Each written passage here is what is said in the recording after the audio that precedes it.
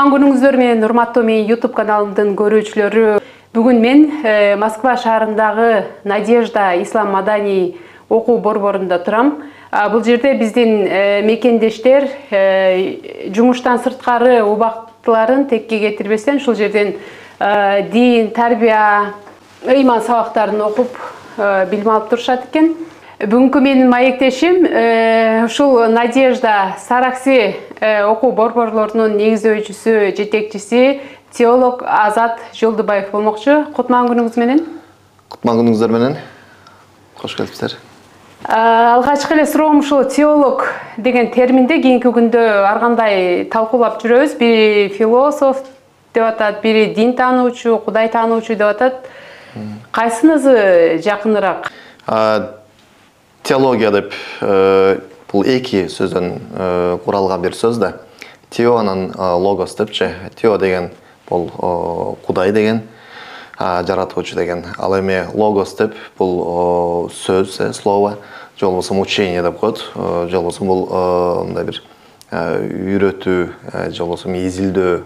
Мындайча айтканда, Кудай тууралуу, Кудайдын сыпаттары тууралуу изилдөө деп жалпы теологияны айтышат. Ал эми биздин мусулмандарда исламская теология деп коет. Бул илахият. Бул арабчадан да келет. Илах деп бул Кудай. Аллах дегендин Аллахтын дагы бир аты илах деп Аллах Таалага тиешелүү болгон, динге тиешелүү болгон бүт илимдерди камтыган бир илим десек болот, бир дисциплина десек болот. Азыр эми бизде кандай болуп калды? Дин илимдери бар, мисалы үчүн шариат илимдери, фикхка тиешелүү болгон, же болбосо демеге Куранга тиешелүү болгон, мисалы үчүн тафсир, хадис, акыйда жана башка илимдер бар. Эми бул илимдерди биз светтик университеттерде эмне кылынбайт, көп окутулбайт. Светтик университеттерде дин тууралуу бир дисциплина коюп эме кылышкан. Ал да болсо ошол теология депчи. Теологиянын ичинде дагы бөлүнүп кетет. Анан теологдор азыр динди башка жака бурмалап атышат деп дагы айтып турушат. Буга кандай карайсыз? Кандай айтасыз? Теологдор деп биздин Кыргызстанда ушундай бир эме бар. Негизги аалымдар бар, илимдүүлөр бар, же болбосо дин таануучулар бар, анан теологдор бар депчи. Теология Ошто жана Бишкекте эки жерде окутулат. Динге бурмалап, динди мындай башкача түшүндүрүп атат деп айта албайт элем. Неге дегенде ал жерде дагы өзүнүн, мисалы үчүн, ошол эле фикхтан болсо, ошол эле тарых, ислам тарыхы жана башка деген эмелерди камтыган бир факультет. Балким жанагы биздеги илимдүүлөр, ошол эле шариат факультетин бүтүргөн, тафсир, хадис жаатында окуп келген, же бардыгын бирдей алып келген илимдүүлөрдөй алардын балким илими жетишсиздир. Ошодон улам ошондой деп айтылса керек, бирок эч кандай бир бурмаланган жери жок. Кыргызстанда жаңы эле башталып аткан. Ооба, бул Кыргызстанда теология деп айтып атпаймынбы, эки эле жерде бар азыр. Ош мамлекеттик университетинин астында ошол теология факультети бар, анан Бишкекте Арашан институтунда бар. Андан сырткары азыр дагы акыркы күндөр ачылып баштады. Арабаев университетинде, же болбосо Манас университетинде болуп, азыр уже көбөйүп баштады. Бирок ачылгандарына дагы 10-20 жылдын эле тегереги болуп калды. Ага чейин бизде жок эле. Бул окуу борборуңузда теология боюнча окутулабы? Биздин эле мекендештер келеби же башка улуттар дагы келеби? Бул жерде дээрлик көп эле биздин мекендештерибиз кыргыз тилинде өтүлөт. Ошон үчүн анан өзбек, кээ өзбекче билген тажик улутундагы биздин мусулман бир туугандарыбыз дагы келип сабак алат. Бул жерде теология эмес, бул жерде биздин ошол дин сабактары өтүлөт. Ошол эле Куран, таджвид, Куранды туура окуу, андан сырткары тафсир, фикх, хадис, акыйда деген сабактар бул жерде өтүлөт. Өткөндө келгенде бир кыдырып көрдүк эле, аябай шарттары жакшы экен. Анан Москвада кичине чарчы жерди дагы кармап туруш кыйынга турат. Бунун баарын ким каржылайт? Бул жерде биздин ошол мекендештерибиз жумасына бир жолу келип, ар биринин өзүнүн группалары бар. Эч кандай бир сырттан же болбосо мамлекеттен эч кандай бир каржылоо жок болгону ошол бир аз биз эми Москва мусулмандар дин башкармалыгынын карамагындабыз. Ошол тараптан бир аз жардам болот. Негизи бул өзүн өзү айландыра турган бир уюм да. Борбор. Бул жакта текшерүүлөр боло бербейби? Жанагы башка диндеги өлкөдөбүз да бар бир. Эми эгерде бүт документ иштери, бүт бардык немелер өзүнүн ордунда болсо, коркконго деле бир негиз жок да. Бизде ким сабак берип аткан болсо, же болбосо бул жердеги арендадан баштап эмелердин бул жердеги агай эжекелердин расмиятына чейин бүт бардыгы расмий катталган.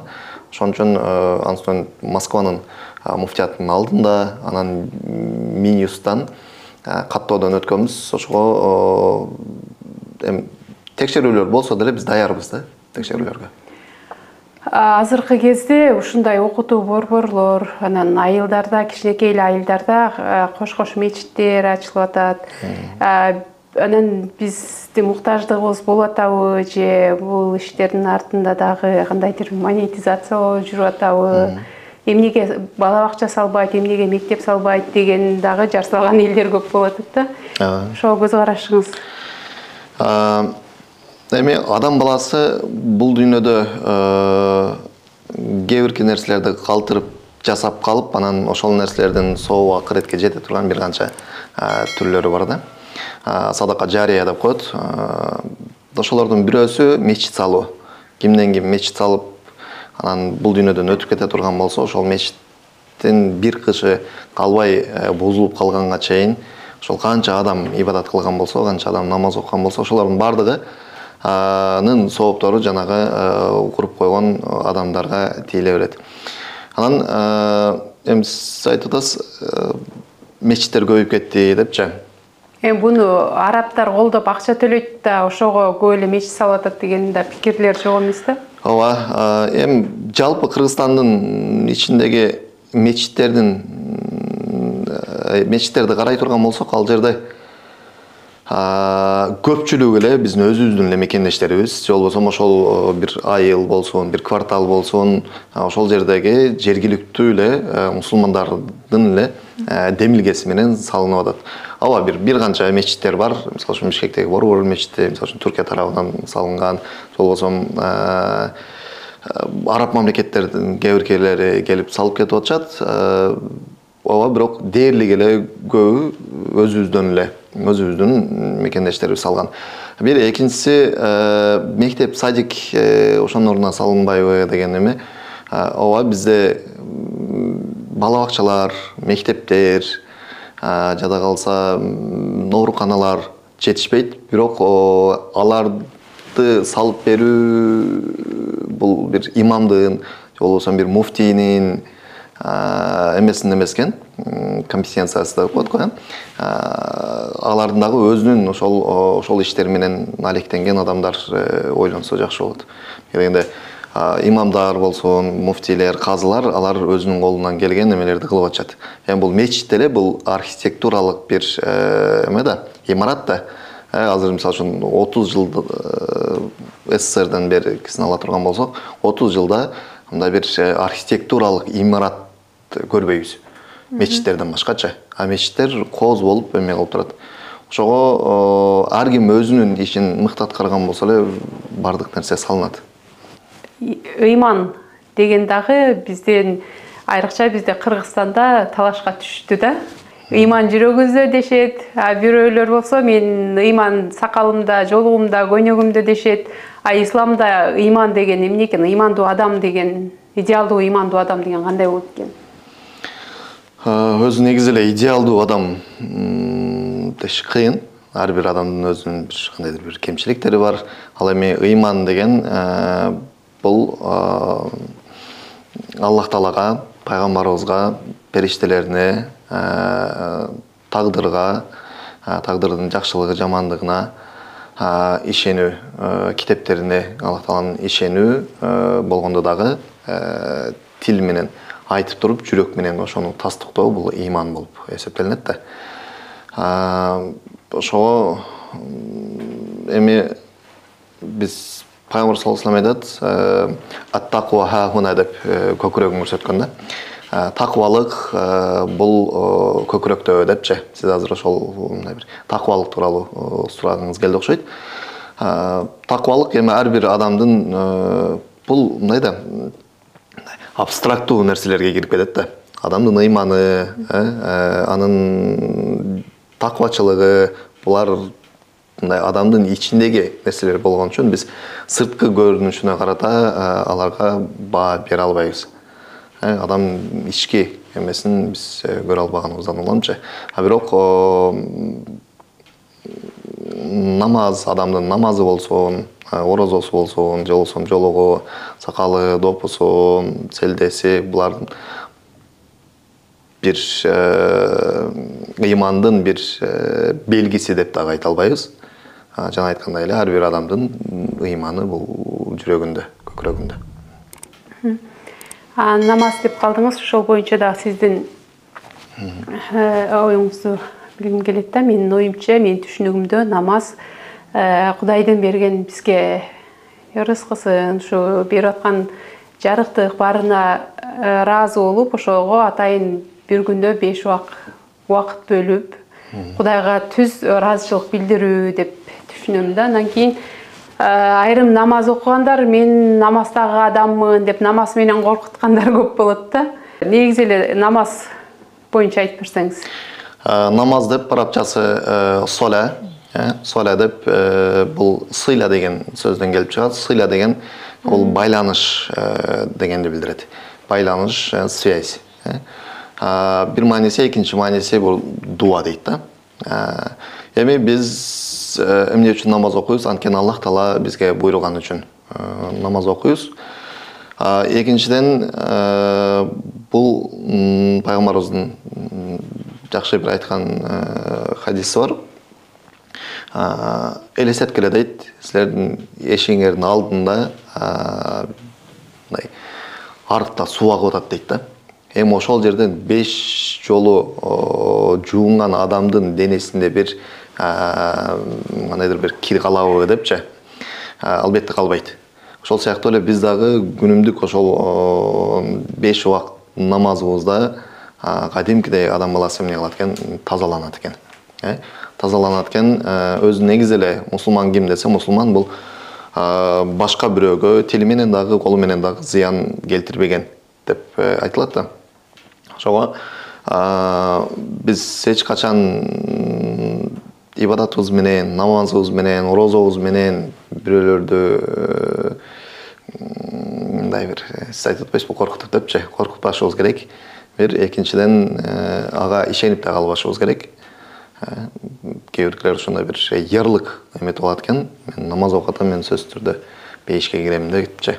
Же болбосо сен намаз окубайсың, сен тозокко киресиң дегендей.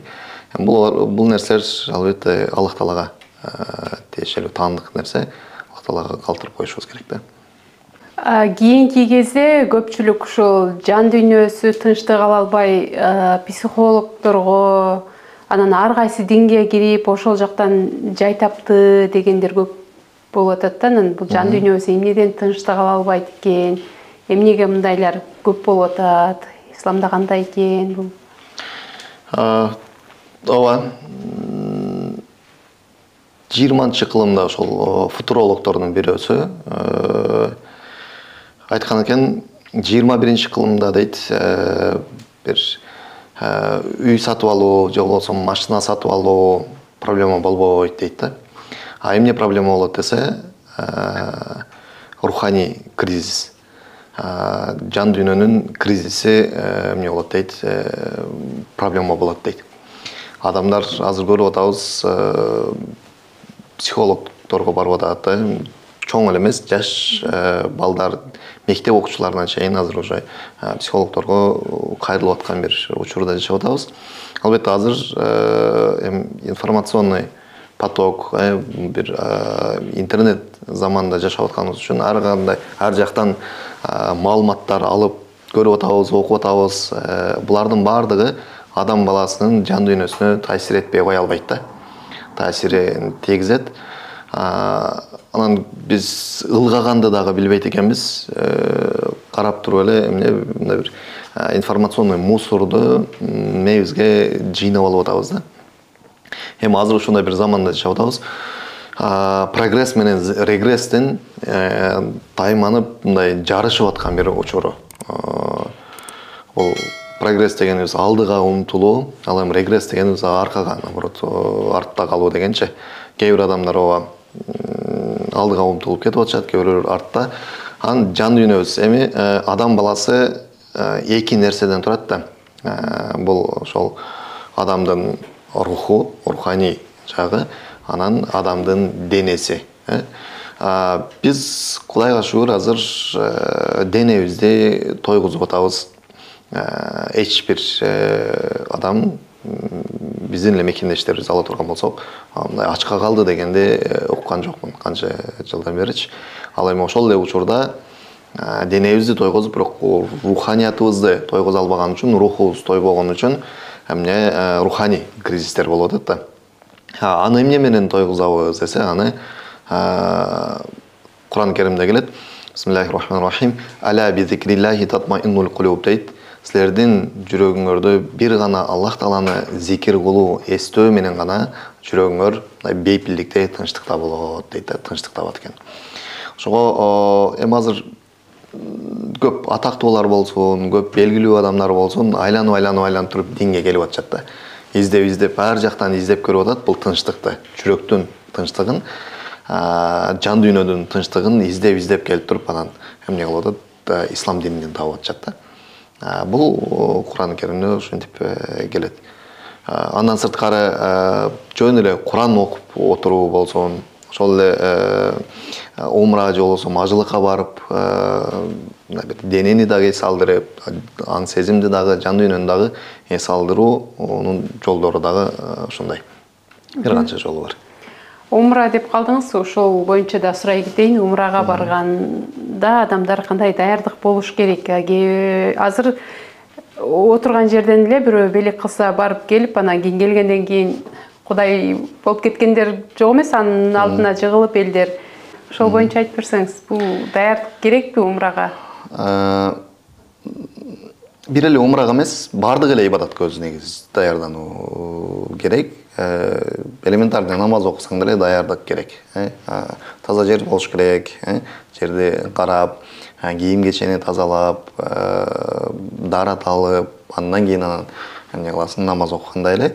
Умрага кетип аткан адам дагы сөзсүз түрдө жол жоболорун билип, умра деген эмне, ал кандай аткарылат, канча күн болот, кайсы жерлерге барылат, анын парыз эмне, анын важип эмне, анын сүннөттөрү эмне дегендей умра тууралуу толук маалымат алып, изилдеп туруп, андан кийин даярданып туруп, анан даяр болгондо барса, эмне болот, мындай бир пайдалуу болот да.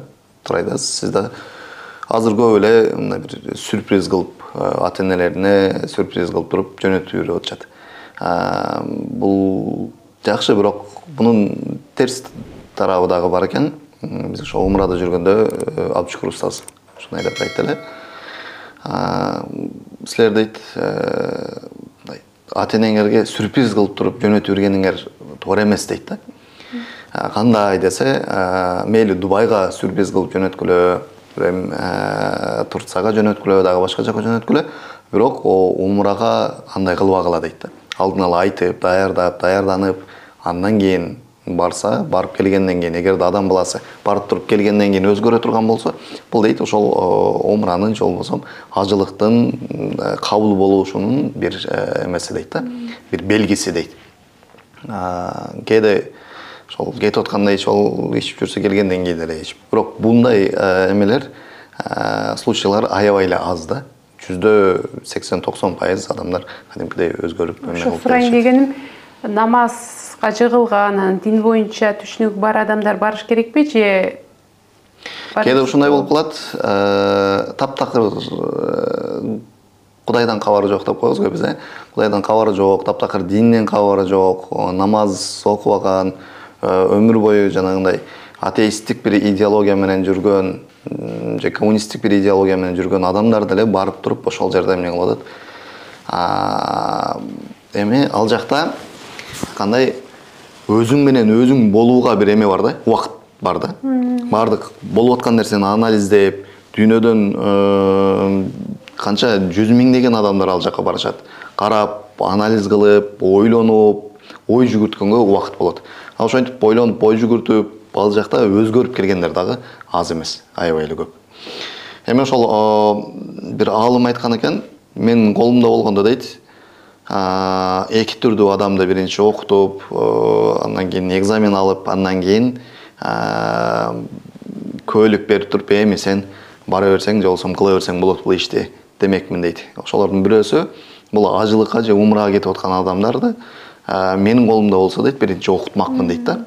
Окутуп, үйрөтүп, андан кийин ал даяр болгондон кийин экзамен алып, сынак алып туруп, андан кийин анан сынак тапшырган болсо, анан эми бара берсең демекмин дейт. Биринчиси, экинчиси бул үйлөнүп аткан балдар же болбосо турмушка чыгам деп аткан кыздар тууралуу айтат да. Ошолорду дагы биринчи турмуш сабактарын үйрөтүп туруп, андан кийин экзамен алып туруп, андан кийин эми сен үйлөнсөң боло берет, эми сен турмушка чыксаң боло берет деп айтмакмын дейт. Ошонусу карындай, жана эле азыр ушундай бир заман. Биз эми умрага барганда, ажылыкка барганда, ал жакта башка улуттарды да көрөбүз да.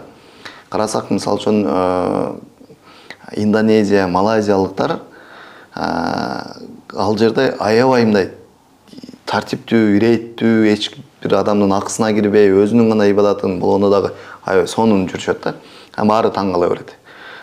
Кандай мындай деп көрсө, алар алдын ала жазылып, алдын ала курстардан, сөзсүз түрдө курстардан өтүп туруп, анан экзамен тапшырып анан келишет экен да.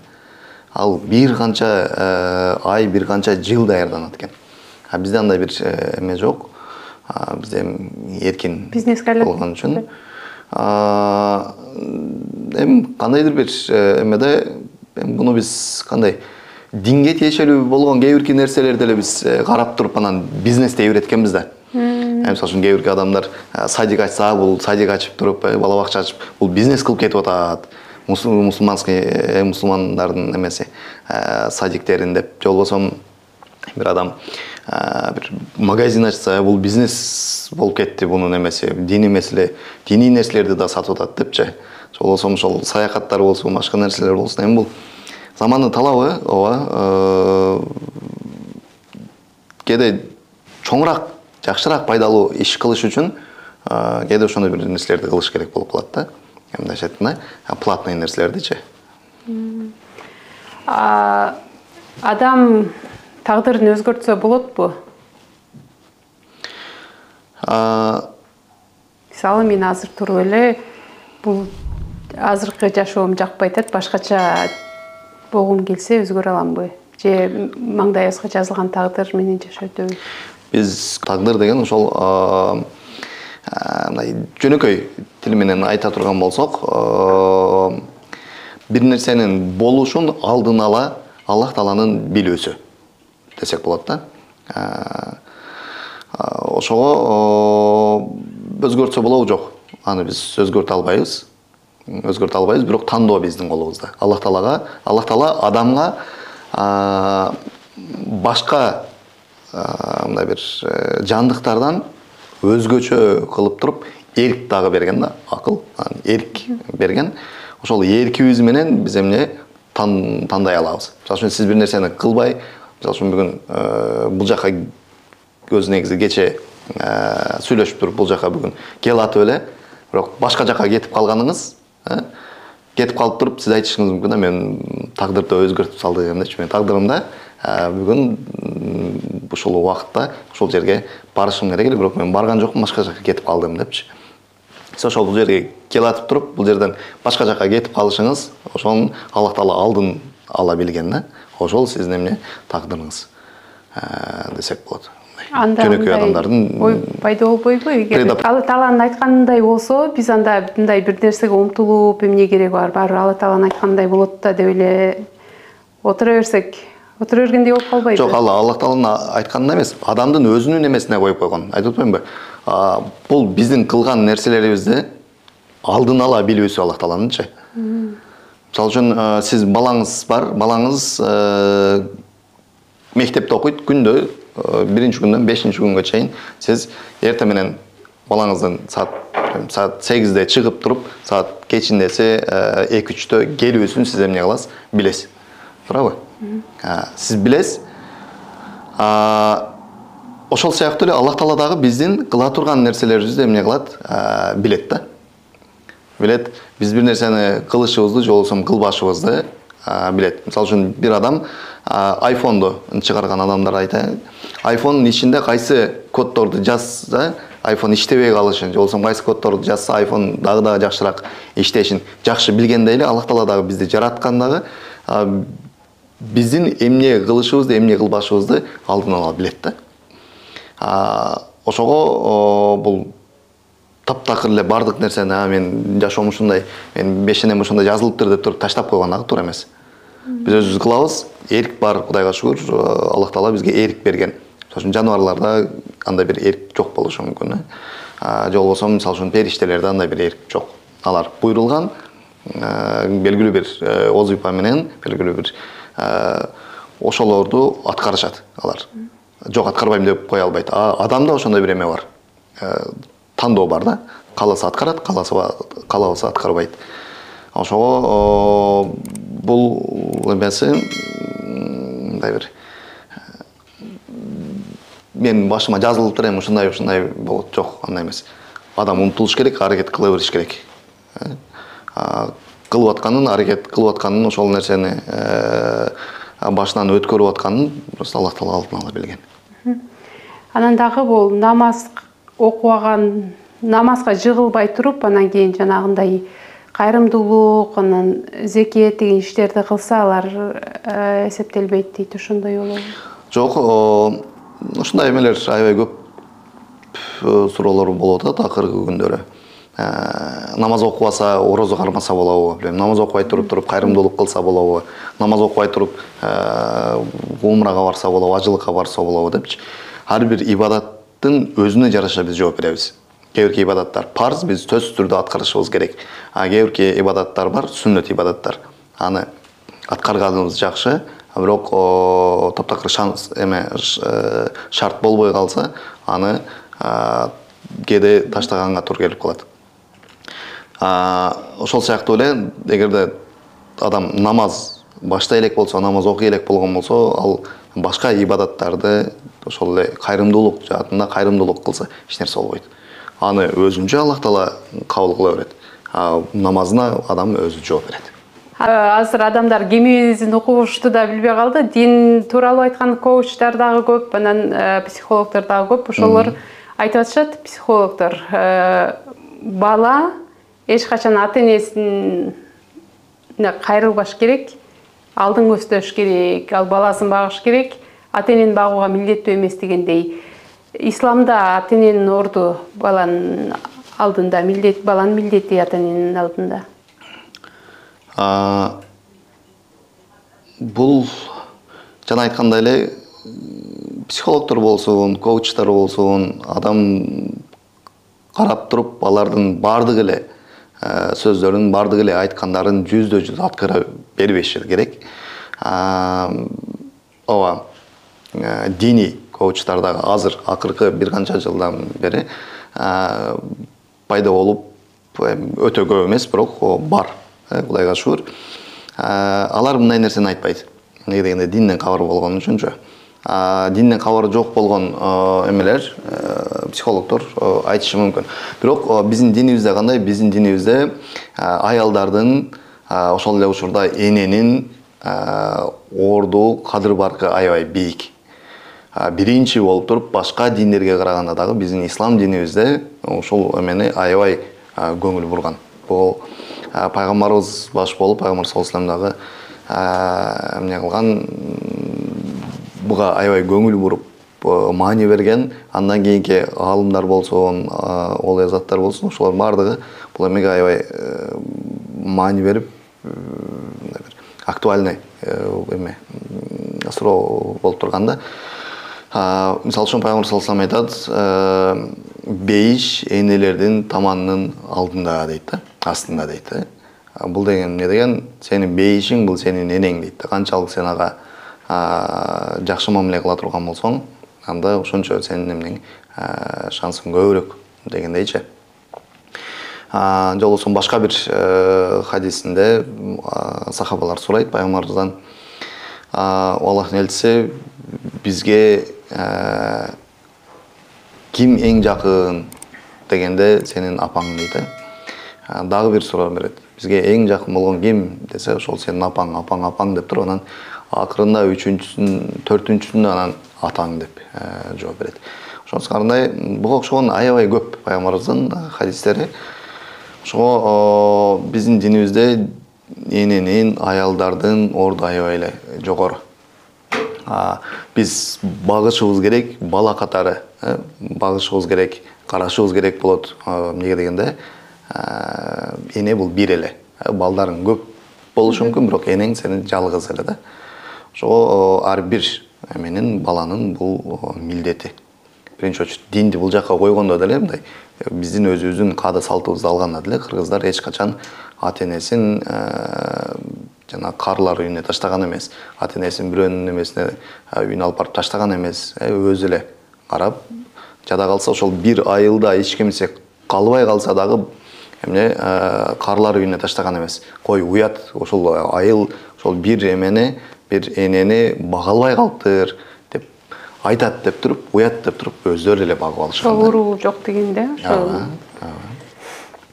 Анан дагы кей кезде кыздарыбыз пикетке да чыгып жүрөт. Мен төрөгөнгө, чай койганга, тамак жасаганга милдеттүү эмесмин деп. Анан аялдын күйөөсүнүн астындагы милдети кандай исламда? Эми ислам дини ушундай бир дин экен, аялдардын дагы күйөөсүн эле эмес, күйөөсүнүн укум-тукумуна чейин эле кызмат кылып келген да келиндер. Анан исламда кандай айтылат? Биздин динибизде ушундай бир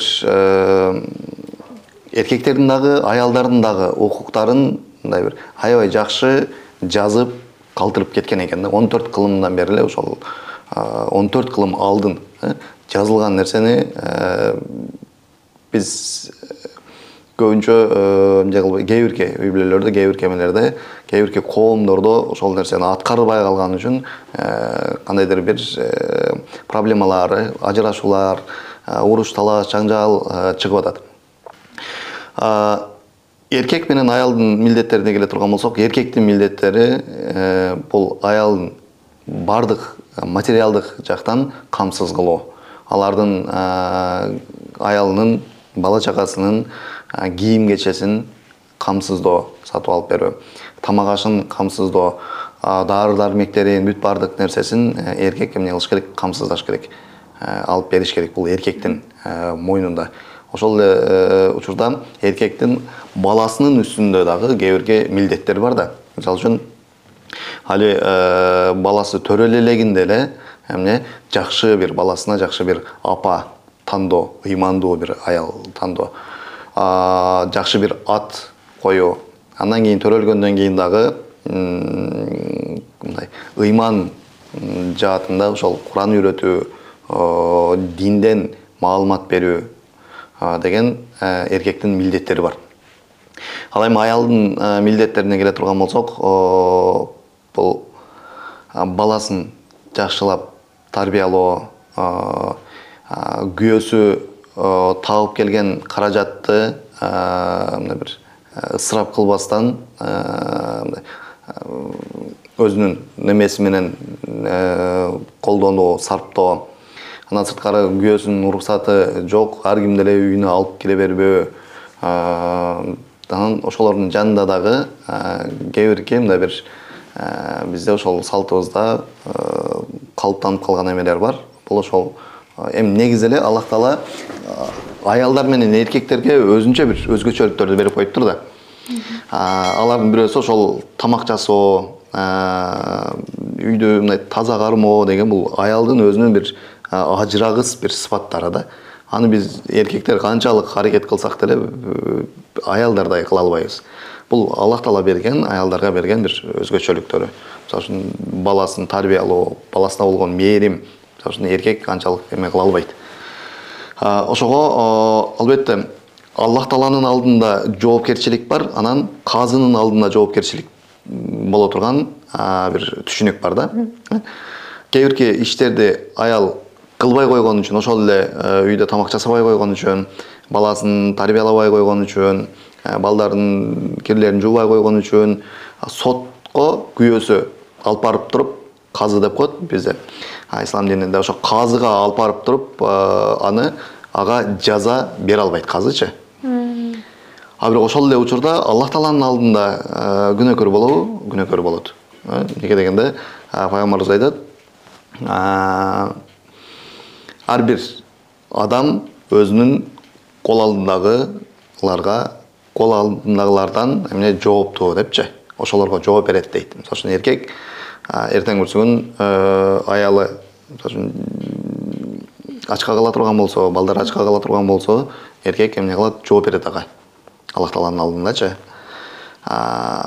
Аял деле ошол сыяктуу баласын жакшы ыймандуу ыйман сабактарын берип, балдарын ыймандуу тарбиялоо, алардын курсагын тойгозуу жана башка эмелер жөнүндө суралат. А бизде ошол экинчи эркектин ролу алмашып кеткенден дагы ошондой деп чыгып атышат го дейм. Эми акыркы күндөрү ошондой бир вирус пайда болду, феминизм дегенчи. Ол мисалы үчүн ошол феминизмди карманган адамдар биздин ислам дининдеги аялдардын орду тууралуу бир аз окуп коюшса, маалымат алып коюшса, андай бир өз негизи эле кандайдыр бир карама каршы келген бир пикир жок экенин билмек да. Бизде бүт бардыгы мындай бир сакталганын билишмек. Бирок маалыматы жок болгондуктан, балким кээ бирөөлөрдүн эми айтат го, эгерде бир улутту жок кылгың келсе, анда ал улуттун аялдарын жок кыл дейт да. Аялдарын мындайча буз дейт. Анан ал улуттун башындагы төбөлдөрү болсун, анын башындагы адамдар башчыларынын ортосунда мындай бир фитна деп коет, пикир келишпестик, жаңжал, ушундай бир эмелерди салып кой дейт.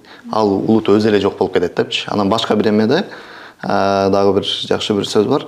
Эгерде адам дини менен улутун жок кылып алган болсо, анда чек арасын ачып эле койсун дейт да.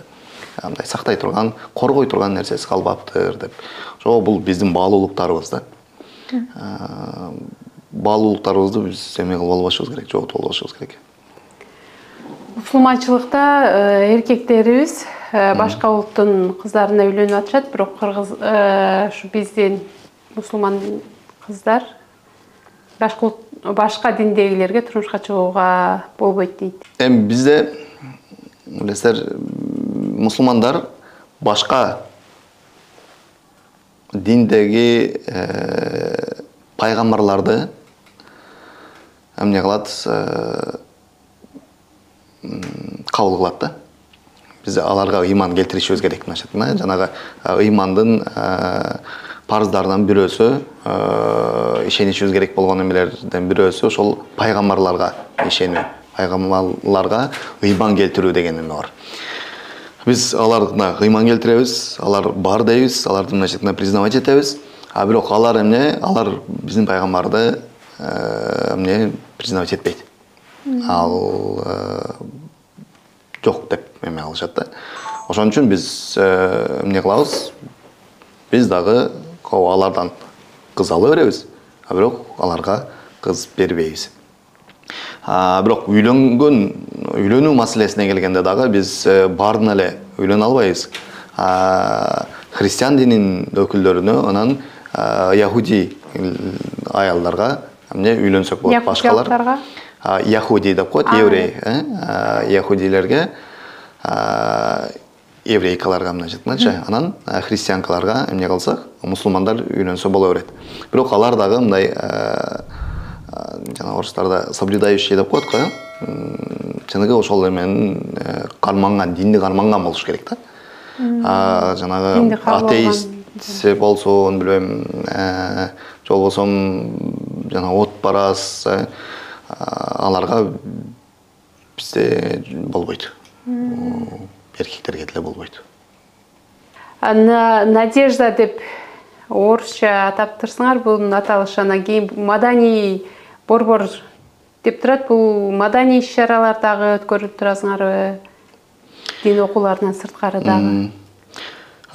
Бизде Надежда өз негизи диний уюм, диний уюмдун алдында борборлор бар. Ошол эле ислам маданий борбору.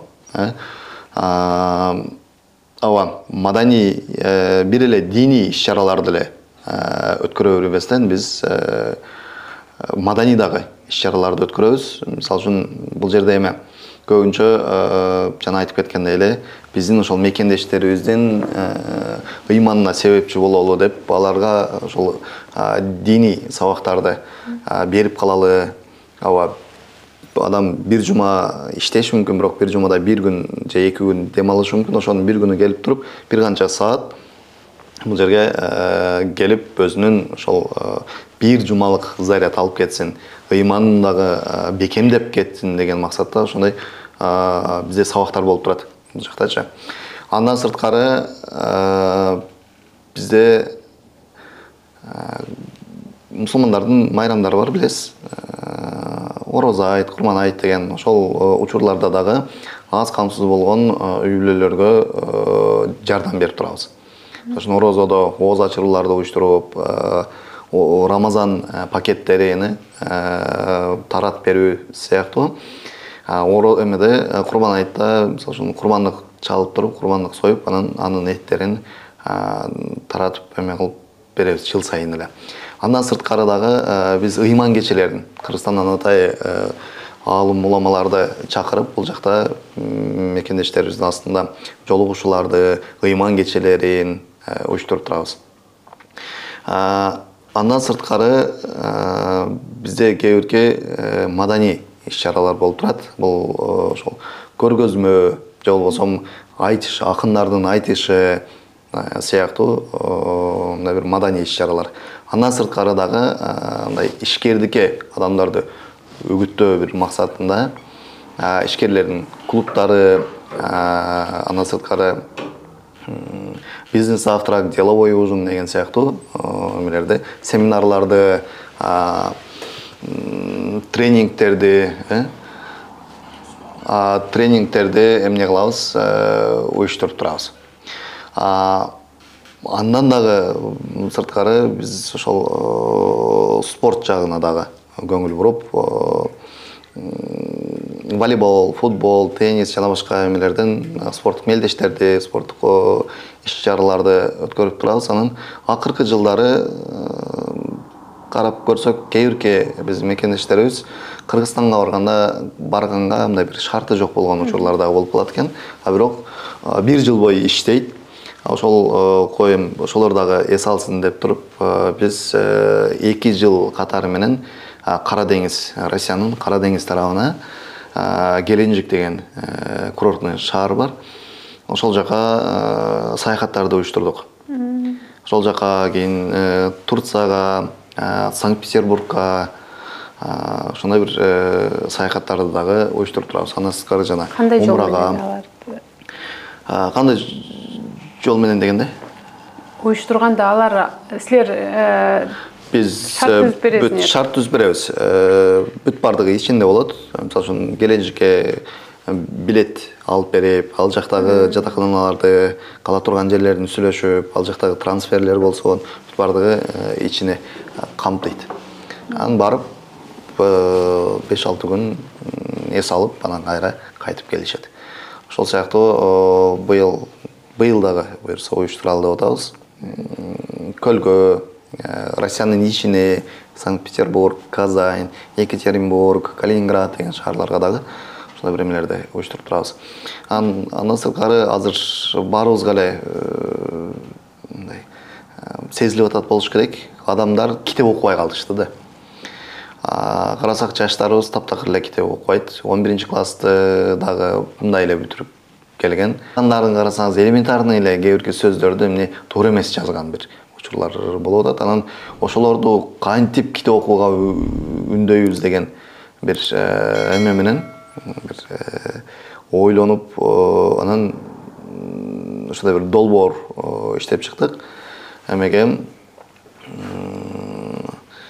китеп окуу конкурстарын уюштуралы депчи. Ал китеп окуу конкурстарында эмне болушу мүмкүн? Алдыңкы 1-чи, 2-чи, 3-чү орундарга Умра, жолбосом iPad, iPhone деген мындай сыяктуу кээ бирки кызыктыруучу белектерди коюп туруп. Биз 2 жолу уюштурдук, буюрса 3-чүсү китеп окуп ойлошулорду утуп алса болот, Ооба, адам эмне кылат? Кааласа кыргыз тилинде окуйт, кааласа орус тилинде бир китеп жарыяланат. Жарыялангандан кийин ал өзүндө болсо жакшы, жок болгон болсо бир жерден сатып алып, любой эле жерде, бизде шарт жок, сөзсүз түрдө бизден алыш керек деген. Любой эле жерден китеп алат дагы, аны окуп, анан ошонун ичинен тест түрүндө суроолор келет. 2 форматта өтүлөт. Бириси онлайн, экинчиси офлайн. Онлайнда жалпы катышуучулар катышып туруп, телефондорунан эле, жолбосо планшет, компьютерден эле кирип туруп, сайт бар, ikra.su деген. Азыр жакында приложение дагы эме кылдык, жасадык. Ошого кирип туруп, өзүн текшерет, көрөт. Ал жерде суроо, анан 4 жооп болот. Эгерде окуган болсо, аны билет. Ошентип туруп анан 50 эң көп балл алган эмелерге катышуучуларды биз финалга эме кылабыз. Финалга өткөрөбүз, чыгарабыз дагы, анан финалда уже офлайн форматында болот. Кадимкидей кагаздар суроолор менен берилет, алар отуруп туруп суроолорго жооп жазышат. Калыстар дагы болот. Ооба, калыстар дагы болот. Кийин текшерилет, бардыгы ким канча балл алды. Ошого жараша анан 1-чи орунга, мисалы үчүн быйылкысына ажылык уюутабыз, 2-чи орунга умрага жолдомо, 3-чү орунга путевка. Анан 4төн баштап 11-чи орунга чейин планшет, Samsung маркасында планшет. Анан 11ден баштап 50ге чейин ошондой кызыктыруучу белектер кете берет да. Ошентип туруп анан биз ошол кээ биркилер ажылык десең китеп окуйт экен, кээ биркилер умра десеңиз китеп окуйт экен, кээ бирөлөр iPhone, кээ бирөлөр планшет десеңиз китеп окушат экен. Ошол эме дагы аябай жакшы. 10 000 деген адамдар катышып атышат. Болгондо дагы бул эл аралык болгон үчүн Кыргызстандан, Турциядан, Америкага чейин, бул жак СНГ өлкөлөрү, Россиянын ичиндеги башка региондордон эме кылып, окуп катышып атышат. Бул ошол 2 кыргызчадагы, орусчадагы 2 эмеде өткөрүлүп атат. Андан сырткары акыркы күндөрдө бизде кайрымдуулук жаатына дагы көңүл буруш керек болуп калып, анан биз Инсаният деген кайрымдуулук фонд аштык. Бул ошол тобол жетим бала болушу мүмкүн, умуркайлар, жаш балдар, болбосо инвалид балдар болушу мүмкүн. Ошолорго эмне материалдык жактан жардам берүү. Жолбосо алардын апаларын, аталарын окутуу. Андан кийин каарылар дагы акыркы күндөр аябай ташталып кетип атат. Алар дагы каралбай кетип атат. Ошолорго дагы мындай бир көмөк көрсөтүү, жардам берүү максатында. Анан билим берүү, кээ бирки адамдар, кээ бирки ушунчалык зээндүү, зирек уул кыздарыбыз бар. Аябай башы жакшы иштейт. Бирок эмне окуганга, университет окуганга, колледж окуганга шарты жок. Ошолорго дагы ошолордун контракттарын төлөп берүү сыяктуу мына билим берүү жаатына дагы салым кошолу деп ошондой бир Кыргызстан боюнча же Россияда, Россия боюнча. Россия боюнча. Эми Кыргызстанда көп да мындай эмелер. Ошон үчүн Москвада ачып атабыз. Бул буюрса Москва, анан кийин бүт башка региондорго дагы филиалдар ачылат. Москвадагы мекендештердин рухун, духун көтөрүп коелу деп бизден акындар, төкмө акындар келаткан экен. Аларды дагы сиздер уюштуруп аткан окшойсуңар. Ооба, бизде жана айтып кеткендей, кээде ушундай бир маданий иш-чараларды дагы өткөрүп турабыз. 18 июнда буюрса Измайлова деген концерттик залда акындардын айтышы, деги эле мындай бир руханий кече болот. Ошол жерге Кыргызстандан 8 акыныбыз келет. Алардын көпчүлүгү Кыргызстанда ошол акыркы жылдары, акыркы күндөрү мындай бир алдыңкы байгелерди, алдыңкы башкы байгелерди алып келеткан акындарыбыз. Андан сырткары бизде эми бир канча эле жазма акын болуш керек. Ошолордун бирөөсү болгон Акбар Кубанычбеков дагы келет. Ал өзү алып баруучу болот ошол жерде. Анан жалаң эле акындарды айтыштырып, аларды эле угуу өтүрөрбүздөн жанына дагы ошол бир бул жактагы мекендештерибиздин рухун, духун көтөрө турган, жана сиз айтып кетпедиңизби, мусулманский коуч депчи, ошондойлордун бирөөсү Мамбет Асан Ибраев деген устаз. Ал мурун зам муфтий болуп иштеп жүргөн, андан кийин нарында казыятта иштеп жүргөн. Анан акыркы күндөрү китептерди, эмне үчүн биз китеп окушубуз керек деген китепти, жолосун биз эмнеге муктажбыз деген, өзүңдү оку деген, эмне үчүн ооруйбуз деген жана башка бир канча китептердин автору болгон ошол Мамбет Асан агай дагы буюрса келет бул жака. Ошентип бул жактагы мекендештерибизге андай бир азыркы жайдын күнү жакшы бир маанай тартуулайлы, жакшы бир ошол жерден адамдар руханий бир заряд алып кетсин деген максатта уюштуруп атабыз. Биринчи жолу болуп атат Москвада акындардын айтышы. Кайсыл күнү? 18 июнда 2 сеанста өткөрүлөт. Каалоочулар саат 2-ге келсе болот, каалоочулар кечки 6-га келсе болот. 2-ден 5-ке чейин, 5:30-га чейин, анан кечкиси 6-дан 10-га чейин 2 сеанс менен өткөрүлөт. Урматтуу көрүүчүлөр, айтышка келип иштеп эле жүрөрбүзсүн, айтышка келип өзүңүздөрдүн көңүлүңүздөрдү ачып, биздин акындарды да колдоп кетсеңиздер болот экен. Эми бизге берилген убактыбыз дагы аягына чыгып калды.